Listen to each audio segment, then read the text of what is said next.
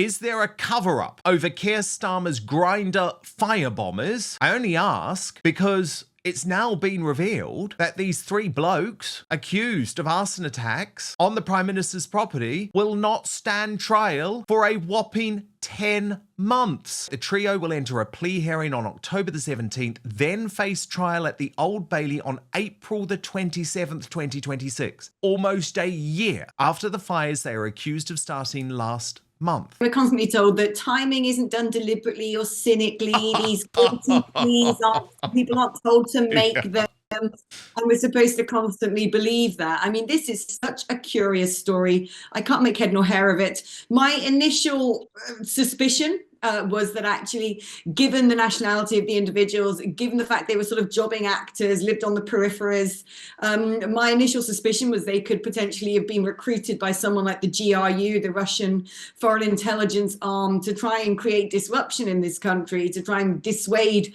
the UK from intervening in Putin's war against Ukraine. So I don't know, that would be my initial feeling. I'm less inclined to go down the route of this being some sort of personal peccadillo of Sir Keir Starmer's private life. I think it is probably more likely to be connected to them being engaged by a foreign state actor, but I don't know. The thing is, we may now never know. But also, like I said, we may never know, because if it was latter, if it was a sort of personal scandal of the Prime Minister, there may have been actions taken to try and make sure that that isn't released to the public. But also, if it was known that these people have been acting as operatives of a hostile state, there might also be a national interest at stake to concealing what we know about them, which might have come out in a court case.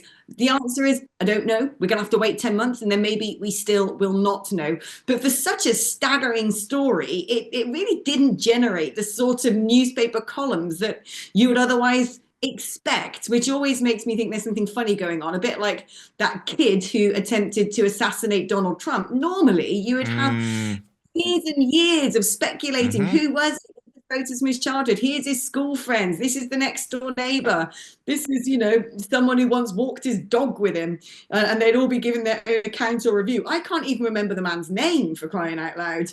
And so very often when things are deliberately or seemingly not hyper publicized, you have to think there's a subtext to all of this.